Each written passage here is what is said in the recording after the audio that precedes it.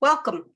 I'm Sarah Rosen-Wortel. I have the great honor and privilege of being the president of the Urban Institute and of thanking you for joining us today for a discussion of the new book, Moving the Needle: What Tight Labor Markets Do for the Poor, by Katherine Newman and Elisabeth Jacobs.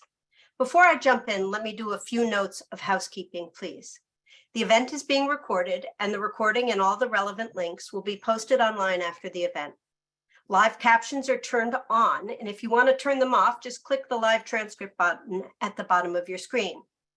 All participants are muted, but we really welcome your engagement. Please type any questions you have in the Q&A box at any time, and we'll turn to as many of those as we can later in the program. We'll also be sharing a link to a post-event survey, and we ask if you'll share your feedback with us.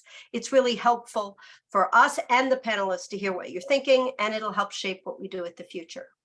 Finally, if you'd like to join the conversation on Twitter, use the hashtag #LiveAtUrban so others can find you. Now, with the logistics behind us, let's turn to the issue at hand.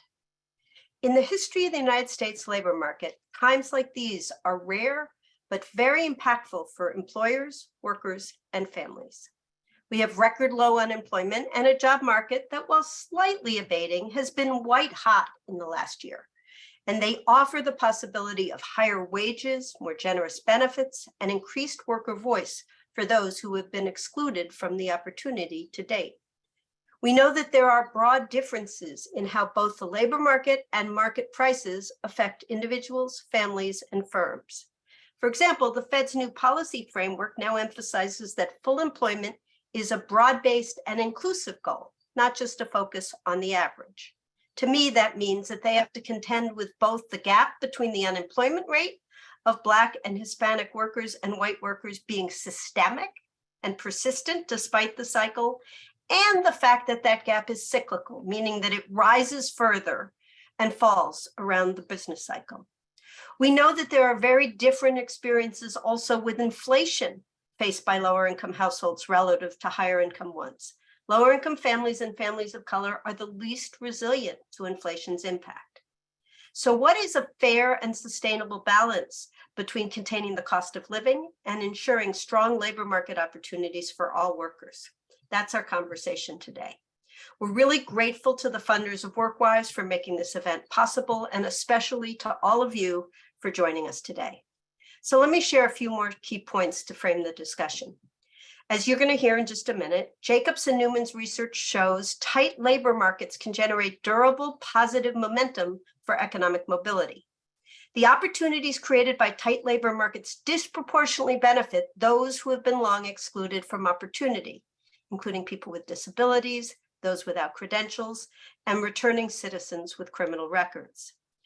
They also showcase how America's long history of structural racism means that Black people, and especially Black men, have been disproportionately disadvantaged and as a result are overrepresented in these groups who gain when there is a tight labor market. At the same time, as I noted, families who already have minimum social supports are facing rising prices from inflation, and the cost of living has outstripped for them many of the increased earnings that they've gained. As is core to WorkRise's mission, we've gathered today a diverse range of perspectives on these questions, including speakers from the Center for Law and Social Policy, the Michigan Economic Development Corporation, the Society for Human Resource Management, and Jobs with Justice. Our panelists together bring on-the-ground expertise from their deep engagement with workers, employers, and policymakers. Together, they're going to talk and explore how much labor market context can translate into real opportunities for workers, especially those who otherwise would not have them. And it's a complicated picture, so I know we all look forward to the conversation. I have the great pleasure of introducing to you the authors of the book that prompted today's event, Katherine Newman and Elisabeth Jacobs. Katherine is Provost and Executive Vice President for Academic Affairs for the University of California, where she's also the Chancellor's Distinguished Professor of Sociology and Public Policy at UC Berkeley. Elisabeth Jacobs is a Senior Fellow here at the Urban Institute in the Center on Labor, Human Services, and Population, as well as the Deputy Director of WorkRise. Katherine and Elisabeth, over to you, and thank you for bringing us this great research. Thank you so much, Sarah. It's an honor for both of us to be able to join this amazing group of people that have come together to talk about this important problem.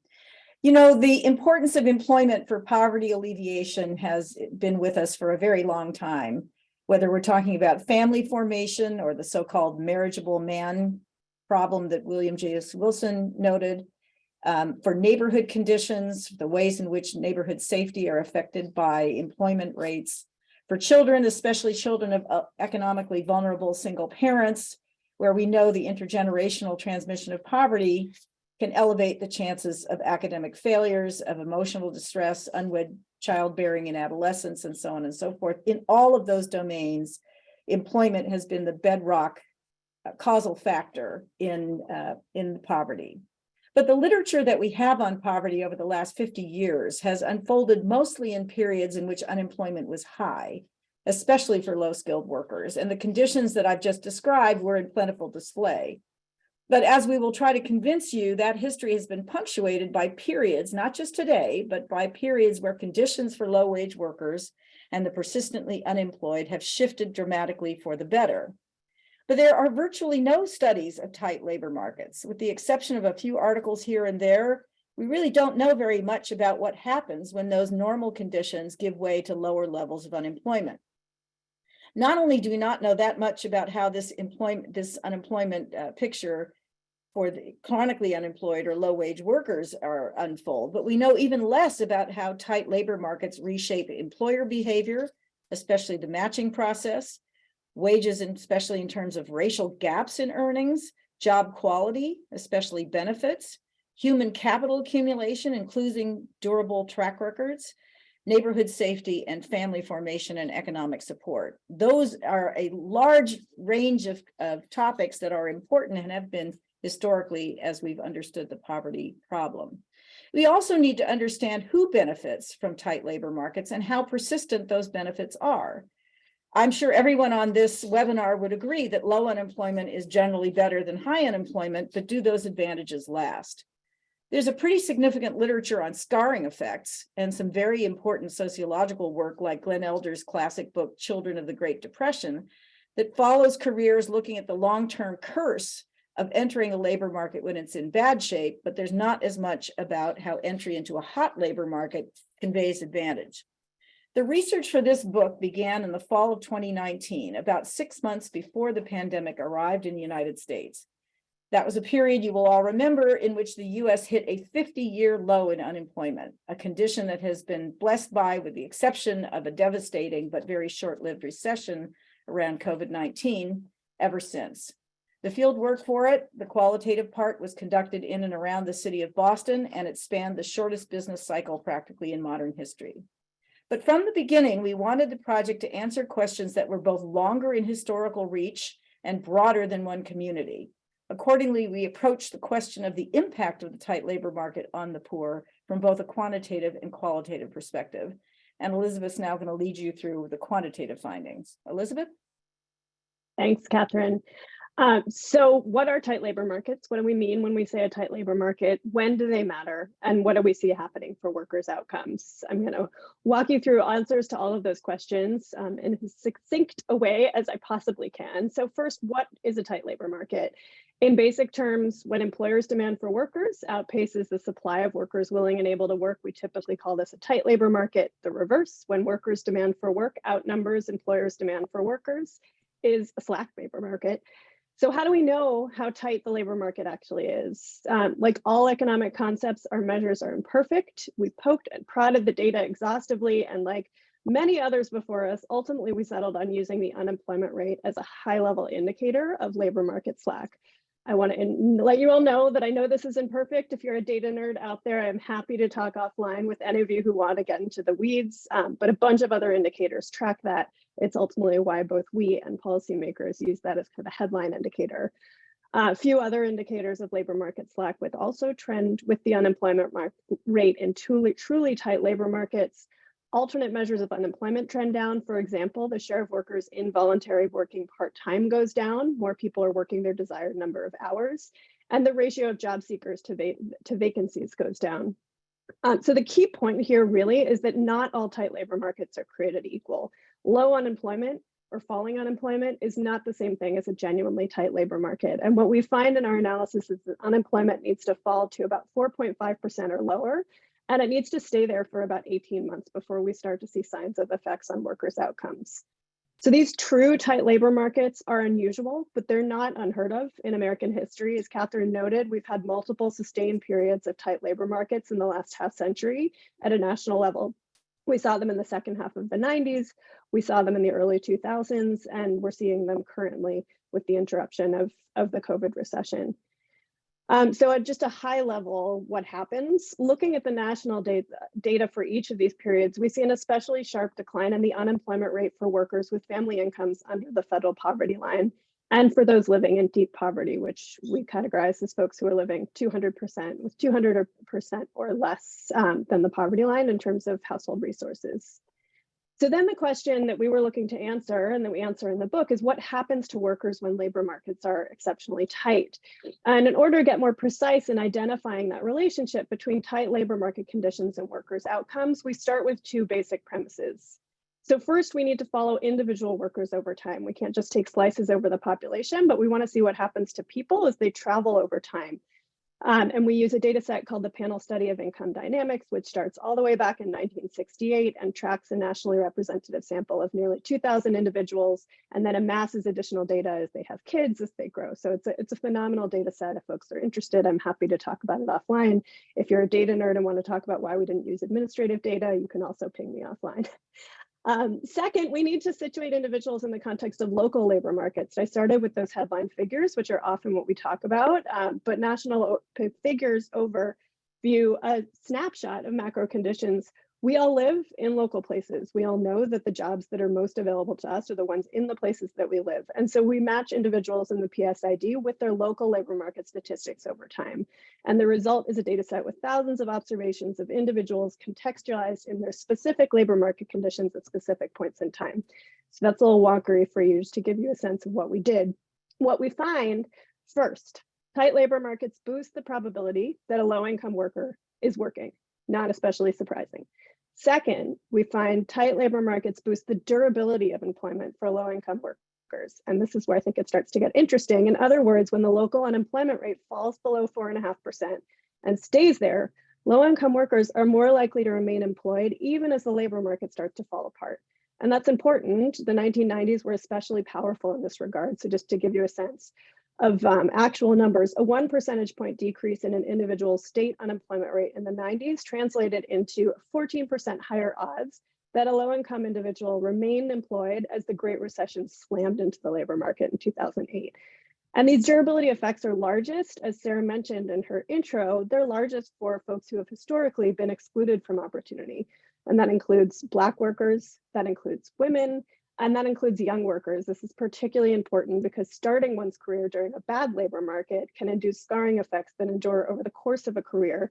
But what we find is that starting one's career in a tight labor market can actually have enduring positive effects over the course of a career. So third finding, tight labor markets reduce the duration of future unemployment spells. So exposure to a tight labor market provides a protective effects against long spells of unemployment for workers who are Black, for those who receive low wages, and for those who have less formal education. So not everyone manages to hold on to a job when the labor market goes slack. We know this. We know that these are the same groups that are most likely to get thrown out of work, but for folks who are able when the labor market goes slack, but these are the same folks who are able, if they've been able to actually get a foothold during a tight labor market, they're likely to have a shorter period out of work, which is incredibly important given the earlier points on how critical work is for bringing in income and stability to people's lives. Fourth key finding, tight labor markets translate into higher wages over time. And that's not just when the labor market is tight, it's also when demand for workers starts to go slacker. So workers who experience tight labor markets not only see their wages creep up marginally higher as compared to those who don't, but they're also able to hold on to more of those wage gains when things fall apart. This is especially true, again, for those populations who have seen the least movement in terms of wages over time, including especially workers who are Black, those who've earned low wages over time, those without a high school diploma, and younger workers. So why does this all matter? We know a fair bit about how bad recessions can be for all of these populations and for our country as a whole. But the current evidence is very, very, very clear that real opportunity is created when things are good. For these same historically disadvantaged populations, when the labor market is unusually tight, these same historically disadvantaged populations that really take a hit when things go south see disproportionate gains when things are going exceptionally well. I'm going to turn it back to Katherine to give us a little bit of context for why we might be seeing some of the findings that we have in the quantitative data. So we did a lot of field work, again, in and around the Boston area, studying employers, studying brokers in the low-wage labor market, studying workers themselves. And here are some of the things that we found. First, employers change their search patterns very dramatically. They are much more likely to choose the worker on the margin. They are seeking, so to speak, unqualified labor, people who are lacking experience, education, licenses, and other conventional signals of aptitude. They exercise the networks of their existing workers and create bounties if they bring in friends and neighbors and relatives who are looking for work. Employers engage brokers or intermediaries, which include nonprofits, government, private brokers, homeless shelter training programs, prison release programs, mayor's offices, municipal employment centers, and they rely on all of those middle persons to search pools of potential workers that are terra incognita for them. They depend sometimes on those intermediaries to upskill the underqualified, but they are mostly looking to them to help them search in a pool of labor that they're not familiar with. They also tend to rely on those brokers for the social support to ensure worker reliability. So very often the brokers are playing that role of making sure that people who have not historically been in the labor force get to work on time and stay there.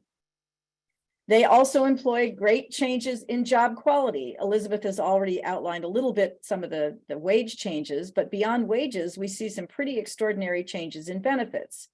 Jobs that never ever had it before now offer sick pay, vacation pay, college tuition reimbursement, and that was unheard of when you study very similar jobs during periods of recession.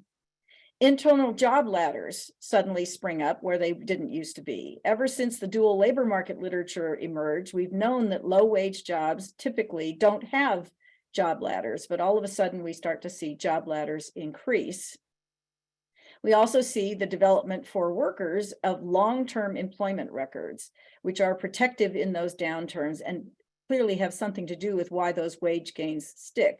And this is a conversation I think that has not really been explored very much before. What is the value of a durable employment record? It is highly protective. So you see gains in experience, in human capital investment by employers in those low-wage workers, and that then justifies and makes possible internal upward mobility and job hopping where real wage increases are even more plentiful. In the book, we highlight one particularly exceptional character who we think exemplifies some of this trend. We call him Sam, but Sam has spent 28 years behind bars, the last 5 of which in solitary confinement. By his own admission, he had a terrible track record to offer employers, and the likelihood he would ever find a job in a normal labor market was greatly reduced. But when Sam was released out of a Boston prison in 2017, graduating into a very tight labor market, he landed a job within about 2 weeks and has been persistently employed and at increasing wages ever since, graduating into a unionized job that offers him extraordinary stability and benefits. This is the kind of person that simply would have had no chance of finding a job at all and might well have been a candidate for recidivism, but now looks like a very different person altogether. So for the worker on the margin, and he was way out on the margin, this is an extraordinary change of direction. And for many, it represents the opportunity of a lifetime. One of the things we were very interested in learning is whether or not those changes in employer behavior have any durability to them. Are they simply forced to do so and will never do so again? To look in pools of labor that would include people like Sam. And what we found was, and this is not something you can report on definitively, but in the period of time we were doing this research, that employers started to turn to those streams of workers coming out of these highly irregular and marginal places and to solidify those transmission belts in ways that will allow them to continuously return to that labor pool. So setting up relationships with sheriffs, working with intermediary programs that were in the prison system to try and prepare workers for possible employment when they came out, That and lots of other training programs, again, sponsored mainly by intermediaries, became regular staple orientations for employers rather than just the sort of episodic question. So, but those durable effects of tight labor markets are things that we need to study more definitively over time. We can see them in the numbers, but these kinds of more observational studies, we need to do more of them. So there's a couple of other issues that we were very interested in, which again come from the classic literature on poverty. What is the relationship between tight labor markets and the safety and quality of the neighborhood experience? And then one we probably won't get to, which is how are families affected, just because we're going to run out of time. But we went back to two neighborhoods that were studied by David Harding, who's now a professor at Berkeley, but then was one of my graduate students at Harvard, who studied two very low income, very dangerous crime-ridden neighborhoods in the Boston area about 20 years ago. And we were interested in what changes in labor market activity did for that neighborhood as a neighborhood rather than just the individuals who are in it.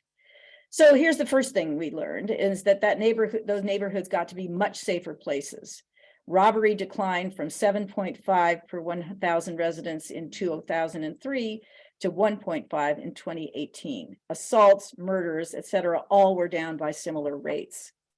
This is not just an improvement for the people who live there, but it freed younger kids from the need to seek protection from older kids who Harding showed are often the transmission belt into early initiation of sexual relations and school dropouts. So some of the transmission belts of what we might call negative behavior are interrupted by the improvement in safety in the neighborhood. It created greater employment, created more social capital, created opportunities for links between neighbors, more smooth and safe public interaction, and greater degrees of what Rob Sampson called collective efficacy, the willingness to intervene in conflicts. Overall, a much less threatening public environment in those neighborhoods, the freedom to stay outdoors, to take kids to the park. We also saw dramatic family changes, which again, we don't have too much time for, but they include, for example, greater contributions of non-custodial fathers to the child support awards that they are supposed to be attending to. So these are all the changes that occurred at the neighborhood level and at the family level from the advantages of tight labor markets. Now, one of the $64,000 questions is how do we preserve the benefits of tight labor markets when they start to slacken? We have a lot of policy choices to face that can help preserve some of these operations and options, and I'm going to turn to Elisabeth for that. So I know we're very close to time. We're actually over time, so I'm going to be as efficient as I can be. And really the $64,000 question is how we preserve benefits when the labor market sours. I don't think it's necessary. It's not an if. We've always had downturns, and we have policy choices as to what we do. We've seen all of this work remarkably well during the COVID recession. I would argue it's part of the reason why the recession was relatively swift and why household financial well-being and a variety of other indicators of economic security, they dipped, but then they restabilized and actually looked better than they had for quite some time. And that was in no small part because of the public policy response. So there are a variety of things that we can do going forward, many of which have to do with basically replicating the increased bargaining power that workers have during a tight labor market by doing a better job leveling the playing field between employers and workers. There are a lot of different ways that we can do that. It happens, quote unquote, naturally when the market is very tight, but there are real benefits to keeping it that way for quite some time, even when the market's not tight. And so there are lots of different tools that we have that include examples like boosting the minimum wage. It includes expanding public provisions of benefits that are currently tied to employers. It puts a lot of pressure on employers when the market goes slack to provide benefits. If we had public supports for some of those things, like many of our global competitors do, we put business in a better position in addition to providing stability for workers. There are many ways we could be expanding with experimenting with new collaborative models for employer compliance with existing labor laws. There are tax-related ideas that could help incentivize meaningful training for workers, even when the economy is down, as well as asking employers to hold on to workers when we hit downturns. And there are a variety of things we could be doing to our system of automatic stabilizers, many of which we experimented with during the pandemic, in order to update how we treat workers and to create substantially more stability. We saw real success with emergency cash relief. with an expanded child allowance, with updating unemployment insurance to expand who's covered, including those in gig jobs, multiple part-time jobs, as well as expanded short-time compensation, which actually allows employers to use unemployment insurance funds in order to provide pay stability to workers, even when they need to cut hours back due to slack demand. And we've seen all these things work. As I noted, we did many of them during COVID with an unprecedented national response, and we saw a very short recession, and we saw a fair bit more stability, and we've bounced back to where we were before. None of that is to say that everything's perfect. There's plenty of more work to do on all fronts, but I think we've learned a lot through the last experience, as well as through the research that Katherine and I have presented, that gives us a roadmap forward for really figuring out what we could do to support workers and make good on the promise of mobility that so many of us have been working so hard to achieve on behalf of America's least fortunate families. So with that, back to you, Sarah.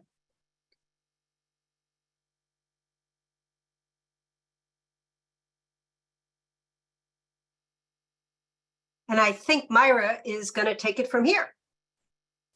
Thank you, Sarah, and thank you, Elisabeth and Katherine. We look forward to hearing more from you during the Q&A session of this talk. I would now like to welcome our panelists to join by turning on their cameras. I am going to introduce our panelists, and then I'm going to do some quick housekeeping, and then we're going to dive into the conversation. So first, I would like to introduce Jason Tomlinson, who is the Advancing Black Strategists Initiative National Program Manager for Jobs with Justice. Then we have Quentin L. Messer Jr., who is the Chief Executive Officer of the Michigan Economic Development Corporation. Indy Dattagupta, who is the President and Executive Director of the Center for Law and Social Policy. And Carrie Nelson, who's the Director of Policy and Partnership Research at the Society for Human Resource Management. Welcome to you all.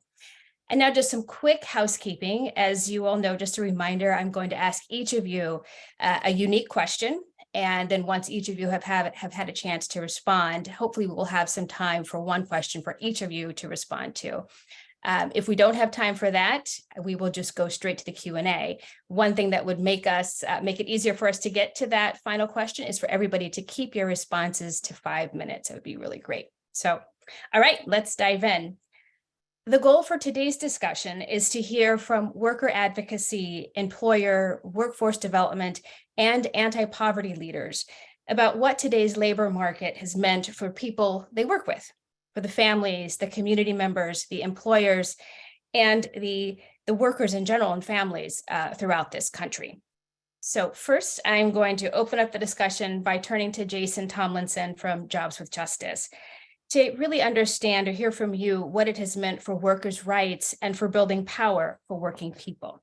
So Jason, I know a lot of your effort is focused on the South, and you can speak broadly, but would love to hear about that. But would love to hear how you've seen organizing change as we have more job openings than workers. And wondering if you believe it has strengthened organizing, if it has helped boost wages and done some of that durability that we heard Katherine and Elisabeth speak about. Thanks, Myra.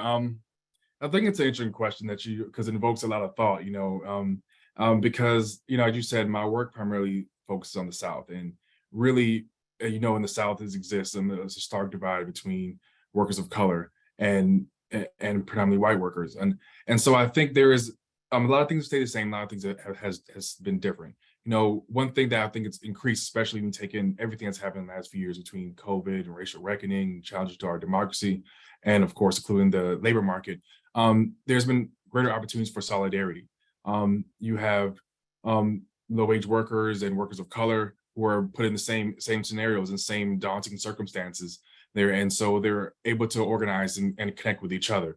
There's also a broader reach as far as in organized opportunities. Between the new and younger generations, you have new markets like Starbucks and tech workers who are been able to organize, and so those things have been inspiring to see. But also, I think though what I majorly see is really a lot of the same things. Really the same things kind of have continued as far as corporate greed still exists. So that battle for power is still, the levers might have changed, but that battle is still there. You see big corporations like Amazon and Starbucks fight really hard against organizing efforts, and pull out all the stops.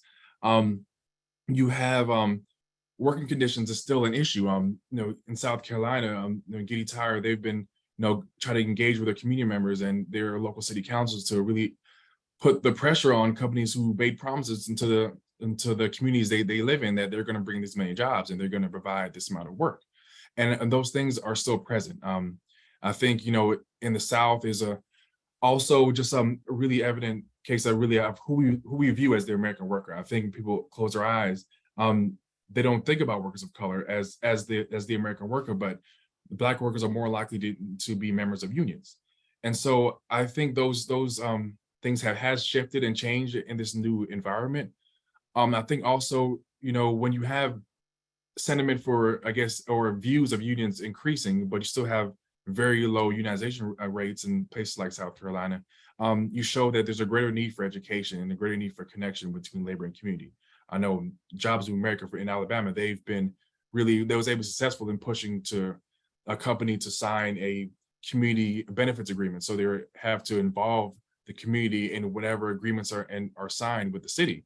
And so I think more efforts like this and more research and being done, I'm working on that right now, actually, to try to connect labor, community, and academia to make sure that, we can really keep these efforts going. Thank you, Jason.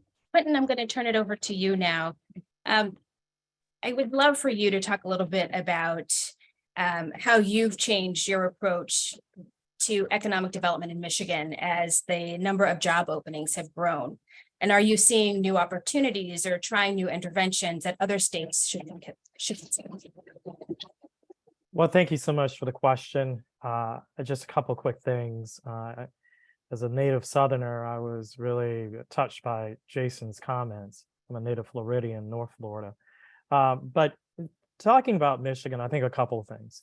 Governor Whitmer and her administration, which I'm a part, we really are focused on getting to the why economic development matters.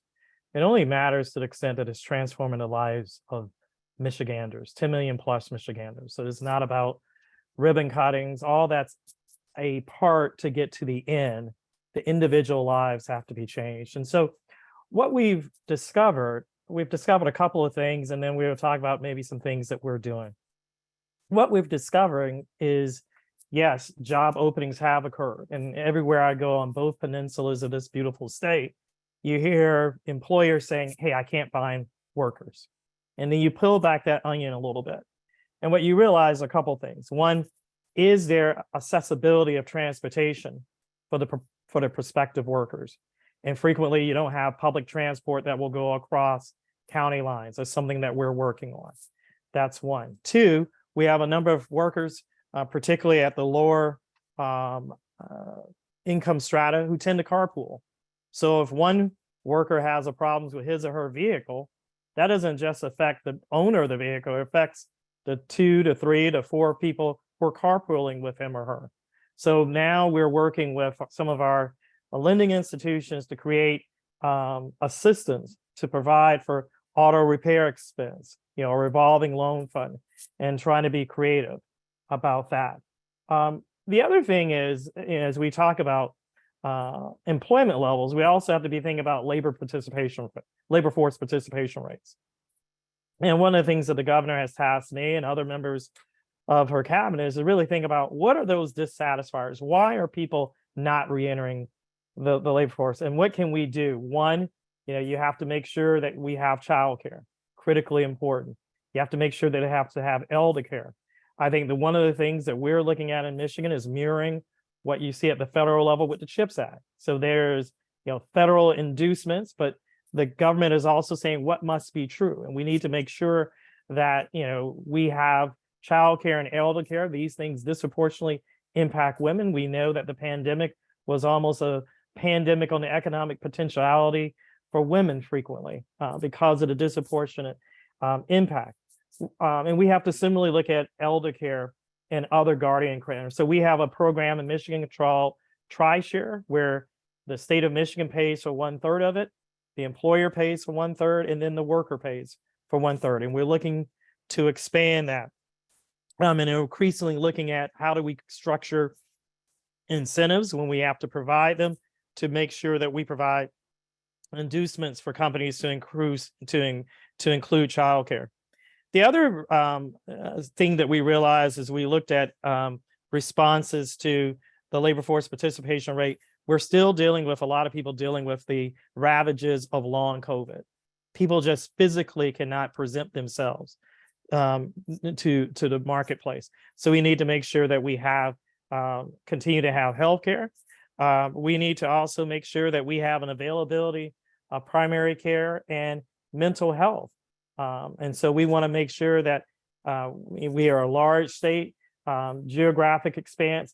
We need to make sure that our telemedicine and telehealth is good. So one of the things that we work with and make sure through our Office of Rural Development that we have broadband widely available so that we can make sure and remove those impediments to health that will prevent themselves from participating.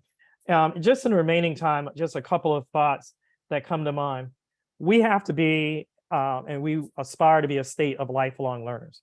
So our governor has really created programs, whether it's 60 by 30 Futures for Frontliners, where we are making it easier for Michiganders to access training as the economy disrupts and as it evolves. And two final points. The one thing that we should all be critical, thoughtful about and cognizant of is as job openings persist because of a tight labor market, we're seeing a lot of employers go to automation. So that means instead of continuing to look for people, they're now resorting to technology in order to solve the fact that they couldn't find people. So what does that mean? We need to now be thinking about a different set of skills for our fellow Michiganders and men and women who are going to need to program, fix, replace, set up, transport these robots. And I think there's also a play for small businesses. What we realize about small businesses tend to hire people who look like themselves or come from the geographies that the business serves. So that's just a high level. Thank you so much. Oh, so much to think about there. Thank you. And a lot of building off of each other. I'm going to hand it over to you now, Indy. And I know that you think a lot about across the spectrum of challenges facing families in poverty in particular. And I know we heard a little bit about the care economy and things that I know that CLASP has worked on and continues to work on. But I would love for you to tell us how you would say the falling unemployment rate has affected the lives and benefits of individuals living in poverty, in particular those who are low-wage workers who've been on the sidelines for quite some time. Thank you, Myra. I'm going to pull out three overarching points from Katherine and Elisabeth's terrific book, and I'm borrowing also from Jason and Quentin's comments as well. But overall, the 3 points that I am left with, especially seeing what's happened in both prior recessions that the book covers, but certainly the current one, is one, that employment and real hourly wages are rising for the most marginalized workers, and disproportionately so. Two, that workers are demanding and expecting more from work, and getting more from work. And three, that workers are entering occupations that they wouldn't have previously, which I also think is quite important. So, the first point, quickly, we heard a lot about rising employment and real hourly wages. It's a different story for weekly earnings. But for the most marginalized workers are consistently positive here. So these are inflation-adjusted hourly wages. And we see this in multiple for multiple groups, but generally, if you look at the 10th percentile, the 20th percentile, the sorts of folks who may be more in and out of work than folks are in less of a high pressure labor market, you see hourly wages up 9% plus over the last few years during the pandemic, essentially. Those are inflation adjusted hourly wages. Now, employment at the same time, we've seen rise a lot. And I do want to give some specific attention to working people with disabilities, where I think some of this has been a growth in remote work, but the truth is throughout the business cycle, you see very substantial unemployment rates among folks with disabilities. And some of what's been discussed, I think, underscores that a lot of folks who have disabilities but don't quite qualify for public disability benefits will work in certain situations and environments and face a lot of discrimination in the labor market, which we also see for Black and Latinx workers. And the book, I think, covers quite well. And then you've got folks with a hit on their criminal history, if there's a background check. Lots of evidence that companies are doing a lot more to recruit folks with a hit in a criminal record, even compared to a year ago or so. Of course, one of the central questions of the book is, how do we make sure that some people don't just have a good experience in the labor market once a decade? So I know we'll talk about that more.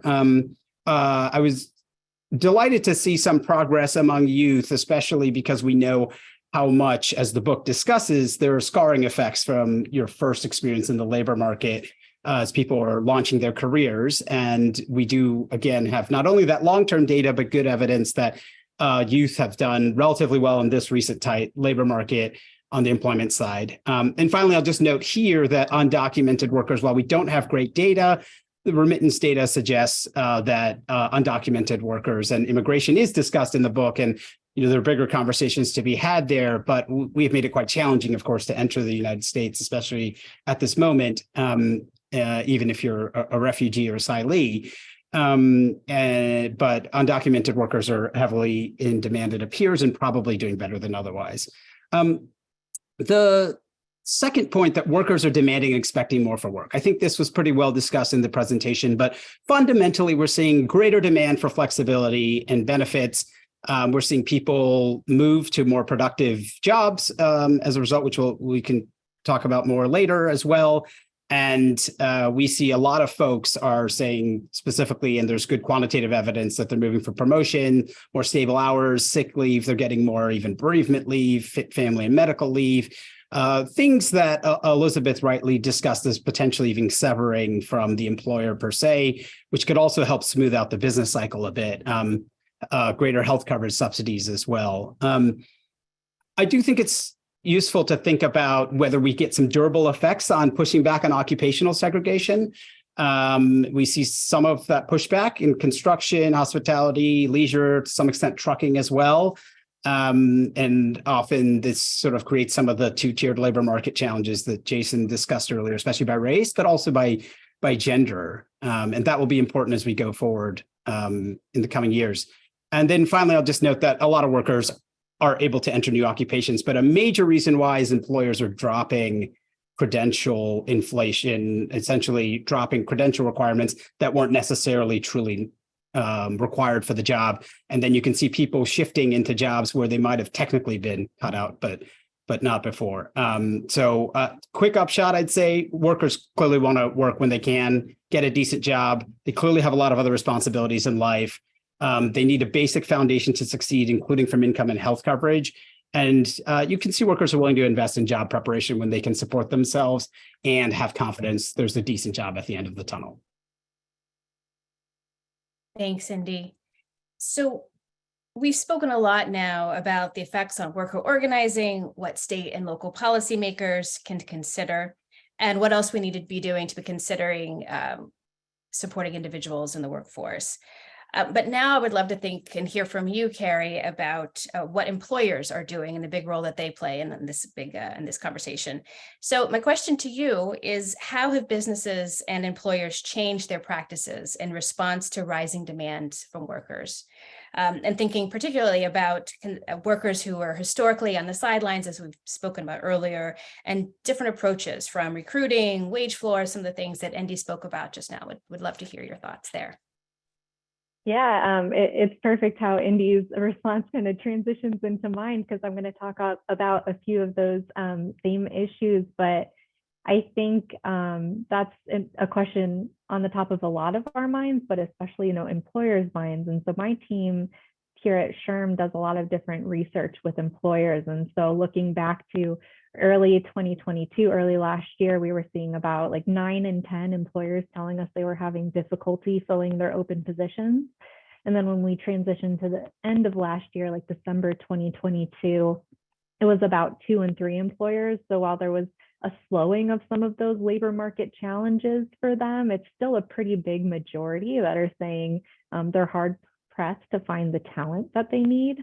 And when we talk to HR professionals, we're seeing that less than a third say they were effective at finding and recruiting the talent they need with those necessary skills. So I think that ties in really nicely to the conversation we're having today, and this growing recognition that some of those typical best practices that employers might follow in the past or relied on in the past might not be enough anymore.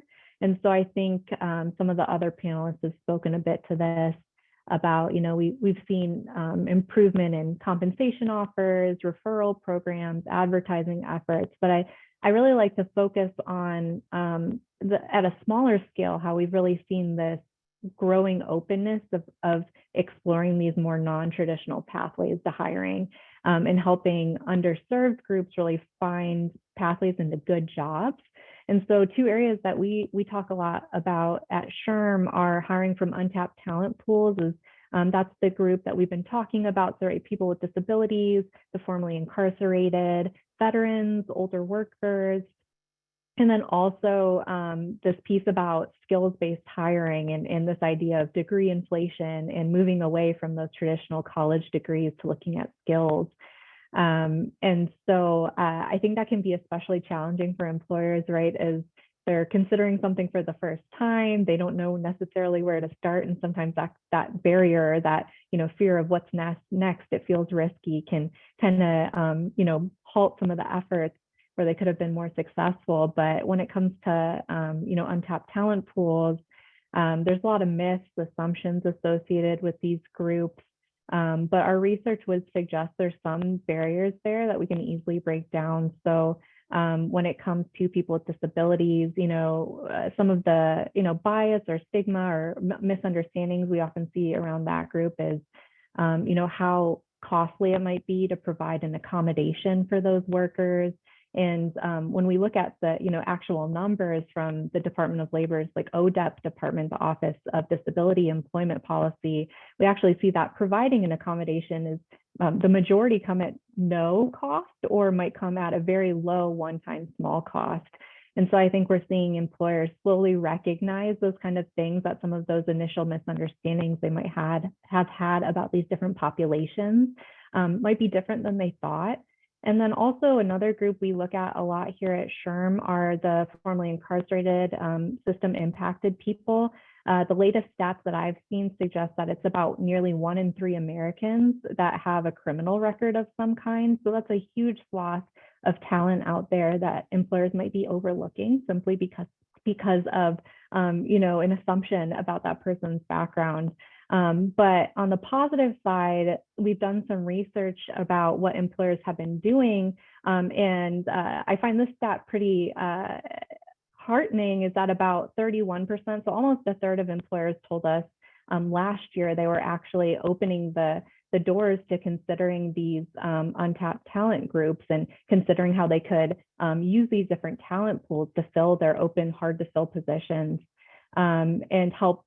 I think that helps reshape the narrative quite a bit around this idea that skills can come in a lot of different sizes, shapes, forms, and that really the discussion becomes about transferable skills and how experiences that people have can translate, into a job that we might not have thought otherwise.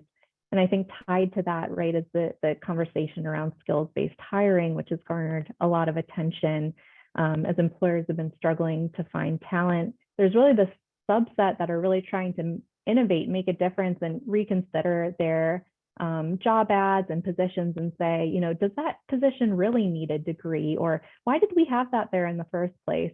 And breaking down some of those barriers. We saw in one of our surveys last year, about 1 in 4 employers said they were at least considering removing degree requirements for certain positions. So not all positions in their company, but they're at least kind of thinking about it, right? And figuring out, how do we bring in talent, and do we have some barriers in place that are holding them back, like that traditional 4-year college degree requirement. So we're seeing some renewed expectations there around skills and other ways that they can be earned.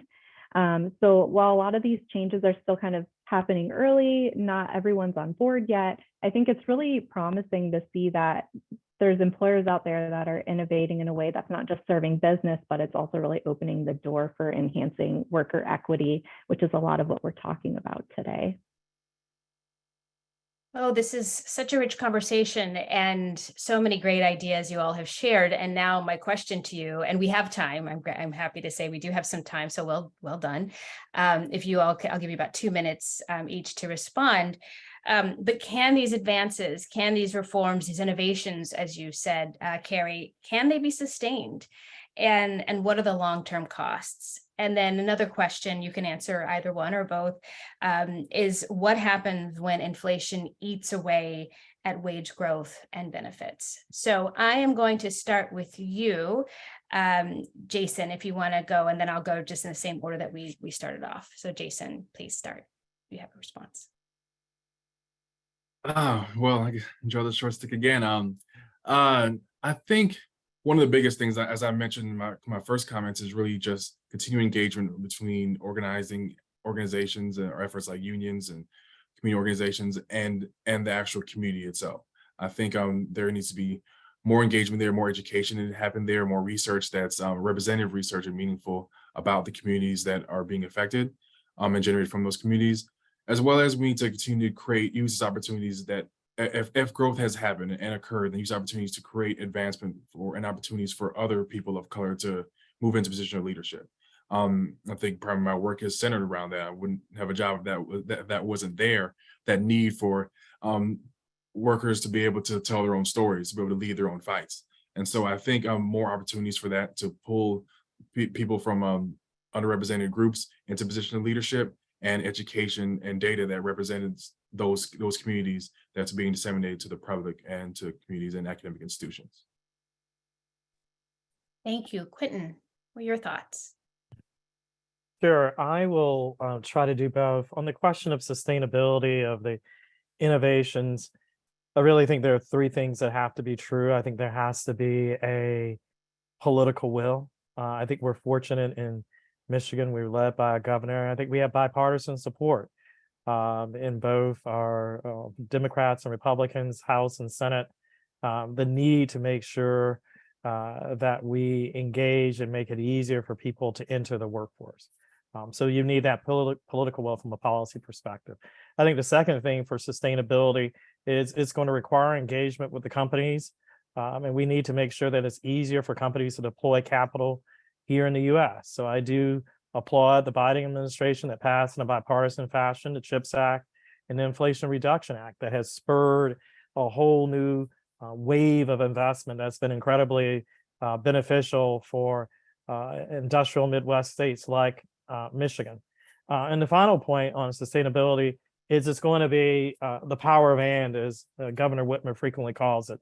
We will need the public, the private, philanthropic, and academia to come together to solve these challenges. I talked a lot about the labor force participation rate. I think that's incredibly popular, important. And how do we make sure that we make it easier for people to present themselves into the marketplace, particularly as we see people wanting to be in that marketplace longer. With regard to wage growth and will it be able to withstand some of the inflationary pressures, I think there are 2 things. One, we need to make sure that we continue to educate and train and provide opportunities for Michiganders, in our case, to have in-demand skills. If your skills are in demand, you typically are going to be able to withstand the ravages of wage pressures. I think we also have to look at ways that, whether through regulatory reform and other things, that we make it easier for companies to make adjustments to make sure that they have the required profits, instead of them all tending to always look at labor as a cost lever. I think we have to work with them to look at other cost levers. Thank you very much. Thank you. Indy. Thanks, Myra. So on the first question, can the advancements and reforms be sustained? And what are the costs? Well, first read the book. You get a better answer there than you're going to get here. But I would say there's no substitute for a high pressure labor market. and we can make life much better for people throughout the rest of the business cycle. And there's a lot of recommendations in there. I want to lift up a couple that weren't noted there. And yeah, they're cost and maybe fiscal costs, but there are also a lot of potential benefits. One is job seekers allowance, which would help complement our unemployment insurance system, which has gotten so unhelpful, frankly, that at one point in the pandemic, we were paying out more benefits from pandemic unemployment assistance, which is sort of a made up program, than we were from our unemployment insurance system. And the other, I would say, is subsidized jobs. And this is a great example where a third party, typically the government, helps offset the cost of hiring, on-the-job training, and employing someone for some finite period, ideally someone who wouldn't likely have otherwise been employed in a job that may not have otherwise existed. That could also help both sort of stabilize the economy, stabilize communities, stabilize employers, especially small businesses. And I think it underscores the fact that when we aren't in a high pressure labor market, it's actually a particularly good time to develop skills, training, education. The opportunity cost falls a lot. And we can't just build infrastructure each time we face a crisis. So we need to build more durable infrastructure that can be dialed up and down to help with these crises. Quickly on inflation, eating away at wage growth and benefits. My own view is that it should be the goal of economic policy to raise living standards. Some of that shows up in income, not all of it. Could also show up in clean air, more time with loved ones. And I think we should certainly worry when, to some extent, when people's real incomes fall. Now, if we're taking a lot of things off the family budget, that can be a helpful thing. And I do think about cost of living more than inflation. And I think that's an important distinction because there are some things like childcare where the cost actually to achieve high quality childcare should probably rise. The workers are often quite terrible jobs, and we need to improve the quality of those jobs, which will drive up the cost because that's the single most important factor. So the problem isn't really the overall cost of providing childcare. If anything, it should go up. The problem is the price tag faced by families, and that is unaffordable. And that's why you need public intervention, regulation, and subsidies together in most situations to help address these costs. And the book talks about this, but we've also learned that we have some real challenges with our supply chains, market concentration and market power that need to be tackled. So I would just say that we should pay attention to people's real incomes, but so overall their living standards that to me really matter, and we want them to rise at least, I think, for folks at the bottom and in the middle. Thank you. Carrie, final words before we open it up to Q&A. Yeah, sure. So maybe talking from the employer perspective, I really think that these changes can be sustained. It just won't all happen at once. It's kind of like that, it takes a spark or, start small. Because a lot of the time in our employer surveys, I think a lot of what we hear is like, why aren't you innovating? Why aren't you doing something, making a difference here? A lot of the time, and I don't think this is surprising, it comes down to time and it comes down to money. And it's especially talking about like a tight labor market, while now it can be a little bit easier to make the argument of like, we have to do something different, right? When things are going well, you have to have that, business case. You have to kind of make the argument for the change. And so I'm a big advocate of this idea of starting small. And when you try to adopt a new practice, like focusing on skills-based hiring, focusing on hiring from these new talent pools that employers haven't considered as much, employers tend to be uncertain or they're concerned because it's risky. They don't know how it's going to turn out. So when we think about this, about how to make change in organizations, a lot of the time we try to talk about like, how do you start small? What are those few key positions, and can you test these things out? Because we've really seen from an anecdotal perspective, stories matter, showing that positive change matters. And if you have that instance to be able to show, look, we did it and it was good, it was successful, let's try that again. It really becomes easier to start establishing that buy-in with senior leadership, the executives of the company, people managers who are working with these individuals, bringing them into the company. And that really often leads to the most sustainable change in my eyes. Thank you all for this really rich conversation. And now I am going to open it back up to and ask Elisabeth and Katherine to join us, and ask our audience to stick around. We have until 4:15, and we have a lot of wonderful questions here. So I'm going to kick us off with the first question, and this is really open to anyone.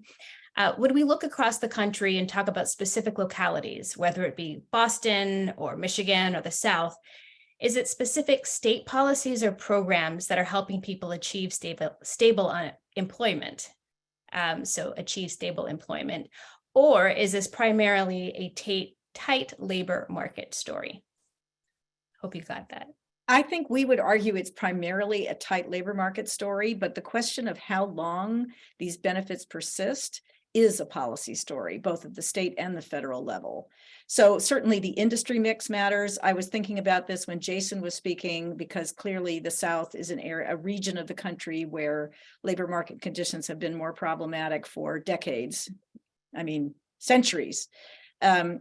And in the book, we do go through in some detail the local story, if you will, the state level stories and the way in which they vary. And the country has seen tight labor markets in some places and loose in others. And that's why national unemployment rates are really of some limited value. We really need to understand them at least at the state level.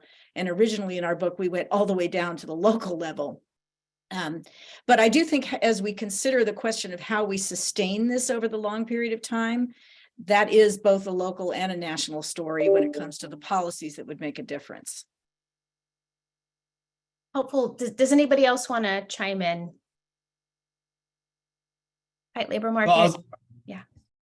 Well, I'll just say, I mean, I agree with what Katherine said. One specific example where there's a lot of variation across states and there's direct impacts on the economy, including in the labor market, is childcare spending. Some states just do a lot more there. I mean, the federal government is the big driver of the spending, to be clear, but some states pitch in a lot more to complement that. And the research on labor supply, people responding to childcare assistance and working more is, I think, quite compelling. You get a meaningful sort of return on investment, never mind the benefits to kids in their development. So that, there's a lot of variation by state. I would say the same thing about Medicaid.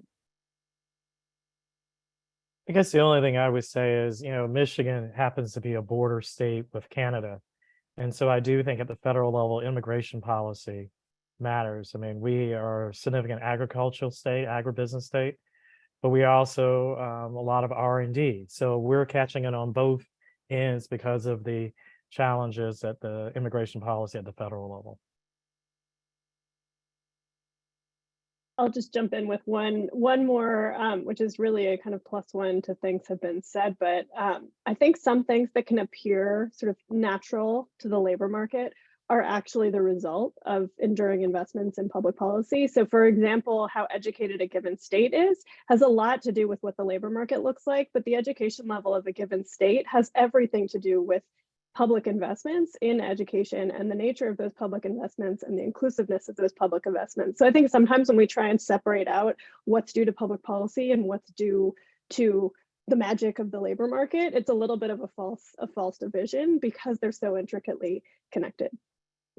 I would say as well that although we tend to think about training and education investment as a matter of public investment, there is some magic in the way in which tight labor markets increase internal investment in training in firms. And one of the things we need to bear in mind as the inflation argument gathers force is that we lose an incredible amount of human capital if we interrupt the steady engagement in the labor market, especially of those toward the bottom. We have not discussed very much just how much it matters to have a consistent employment track record on upward mobility over the long run. And the biggest fear I have about the Fed raising interest rates and attempting to reduce employment through that means is that we will lose all of the benefits that have been accrued by workers who've been on the margins, coming into the labor market and establishing consistent track records, because that is the most protective mechanism for sustaining themselves through downturns and the most beneficial for increasing upward mobility internally and externally. That we really need to focus on. We lose that if we push people into unemployment. They go back down to ground zero. I'm going to open it up to the next question. We've heard a little bit here about racial disparities in hiring and job growth. I would love to hear a little bit more about that, and also would love to hear more about gender differences. Indy, you spoke about the high cost of childcare. We know that that is a significant barrier to women in the workforce. We saw that clearly during the pandemic, but would love for open this up to anybody. If we can tell us a little bit more how you're thinking about differences, disparities in gender and race and ethnicity. So I wonder, Elisabeth, if you could talk a little bit about this, because although those are persistent gaps, they close in dramatic ways when labor markets tighten, and we should not lose sight of that. Yeah, I mean, the gaps are still there, but we do see them tighten, particularly the race gap. We see over time a steady tightening, kind of every tight labor market that we've seen the impact on women's employment and wages go tighter. There's almost certainly something structural going on there, because we know that women's labor force participation has fundamentally been evolving over time. But I think for most of us, we can probably say that most of that change happened before many of us entered the labor market, and has been pretty steady since then. So there are certainly gaps that close when the labor market is tight. The one thing I'll say, and this gets back to the labor market participation question that Quentin, I'm really glad that you raised, and something that we talk about some in the book, but I think there's a whole can of worms there that we can get into another time. But one thing that we know consistently about women's labor force participation is that it hit a plateau, and regardless of what the labor market looks like, there's kind of a certain ceiling that we've seen, and that most research suggests is because our country does so poorly at providing some of the family supports that allow women to balance work and family. And granted, that closes, there is more opportunity when the labor market is tight, but there's a certain structural force that, like, we're just missing out on untapped potential, kind of regardless of how tight the labor market is. And it's pretty clear from the data that is indeed the case. I'll put in one last plug, because we had a number of really terrific research assistants for this book, and one of them is now a professor at the Yale School of Management and is working on a project looking specifically at the impact of tight labor markets on gender and work, and the household distribution of labor, and how that shifts in tight labor markets. So stay tuned for more on the gender piece from Laura Adler, who's just tremendous. So I'll toss it back. I know, Indy, I think you wanted to jump in on that. You nailed it. Great. Well, then we have time for one more question, and then we're going to hand it over back to Elisabeth for closing remarks. But what role does the minimum wage and do housing costs play in this conversation? So both play an enormous role. One of the recommendations we make at the end of the book is to increase the minimum wage, which has been let to lag for decades, because it has an effect on the whole rest of the wage structure. I mean, in tight labor markets, a declining proportion of people are earning the minimum wage anyway, because the labor market tends to push those wages up. But it is an important floor. The other point on housing is critical, and it leads to an issue we have not discussed here, which is the cliff effects embedded in so many of our social policies. When people begin to earn more money, they can quickly outrun what some essential benefits provide for them before they're really able to manage completely on their own. And housing is one of the key areas in which that's the case. So Section 8 housing vouchers come with considerable controls on household income. But when you start to see not only parents earn more, but their adult or teenage kids earn more, they can exceed the benefit, exceed the level at which Section 8 is available to them. What we advocate in the book is taking another look at those cliff effects and relaxing some of our insane dwelling on the notion that we've got free riders out there everywhere, and instead recognize that those benefits, if preserved over a higher threshold, could enable people to amass greater assets and be able to boost them out of the need for those benefits at all, but not at that critical period in the beginning of what tight labor markets deliver, when they don't earn enough to outstrip increasing rental costs, which is also a feature of an overheated economy.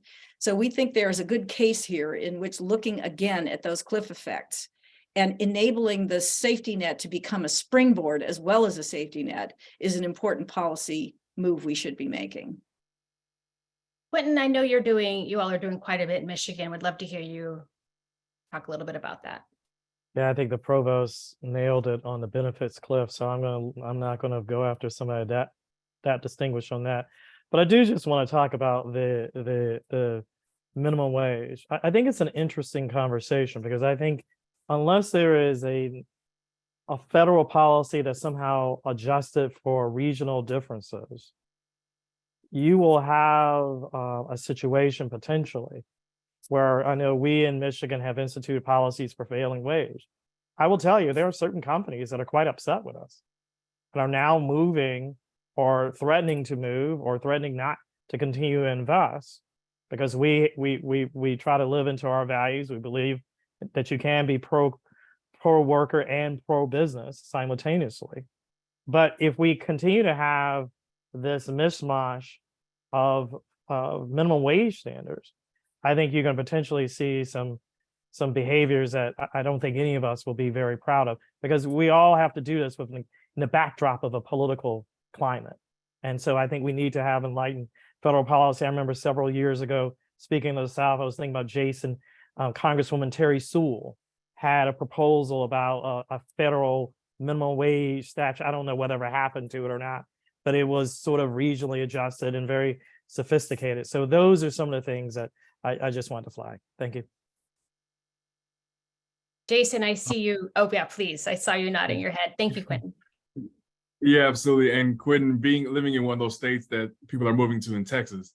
And so I can definitely concur with that sentiment that that companies moving here. And I think I want to go back to also the issue about, housing is definitely, I put it in the same boat as, education, healthcare. These are things that are costs that if they're not addressed, that they can bring a worker down just as much as their income can. And in Texas, that those are things that are very extremely lacking there, and we're also a border state, and these things are really, I feel like, well, not just I feel like, in regards to our work we talk about is these are all functions of democracy. Your ability to be able to have access to healthcare, the ability to be able to have education access, to be able to have affordable housing, to be able to demand workers' rights or fight for your work right. These are all parts of democracy, and until we look at that as a whole, then these issues will still continue to exist. And it's like Quentin said, these are all political issues, and the political will has to be there. And I think, if we can collectively see them as parts of democracy, then we can be able to advocate for them appropriately. I want to thank you all for a rich discussion. I learned so much. I'm sure our audience did. Indy, I think you said it perfectly. Read the book, buy the book. Congratulations to you, Katherine and Elisabeth. And I'm going to hand it over to you, Elisabeth. Thank you all. Thanks so much, Myra. Myra is Urban's Chief Policy Officer. Did I get that right, Myra? I was supposed to introduce you when I brought you on, so I'm going to introduce you in coming off, but we're so delighted to have had you moderate. It's tremendous, and I want to thank all of you for joining our panelists, my co-author, Katherine, and just to note that this is precisely the kind of event that WorkRise was designed to make happen, which is putting evidence in conversation with practitioners from a diverse range of perspectives in order to shine a light forward on what will build resilient labor markets that really create meaningful opportunity for all workers, especially those who've historically been left behind. And I want to also note that WorkRise is not only a platform for evidence to action, but we also aim to accelerate the creation of rigorous evidence. Our work was not directly funded by WorkRise, but WorkRise is a research funder. We have an open RFP. We're accepting letters of inquiry until Friday, so I encourage you to go to our website and check it out. And that includes researchers, but also if you're a practitioner who wants to partner with researchers and test out some applied solutions, we're particularly interested in that kind of work as well. We're at workrisenetwork.org, and you can find all the information you need there. Just reiterating that a recording of the event will be shared on the event page. So for those of you who liked it so much that you'd like to watch it again, you can find it. Or for those of you really who'd like to share it with colleagues who weren't able to join, please feel free to share it. We'd appreciate that. And lastly, there's a survey posted in the chat. I encourage you to complete it. Sarah mentioned at the top, but it helps us make sure that our events even better meet your needs. So we really appreciate taking a few seconds to fill that out. Lastly, I just want to give a big thank you to all the behind the scenes folks who you don't see, who worked tirelessly to make this event happen, especially Megan Tackney, who's WorkRise's Director for Strategic Partnerships, WorkRise's brand new Communications Director, Beth Jacob, our research assistant, Joe Peck, who started as an intern and worked tirelessly on this book and is now a full-time research assistant for WorkRise, as well as the entire urban events team. It really does take a village. I feel like Zoom has put all those people even further behind the scenes. So I always like to take a moment at the end to make sure that we lift them up, even though we can't see their faces. And I want to send you off with a wonderful day. Thank you so much for joining us, and we hope to see you again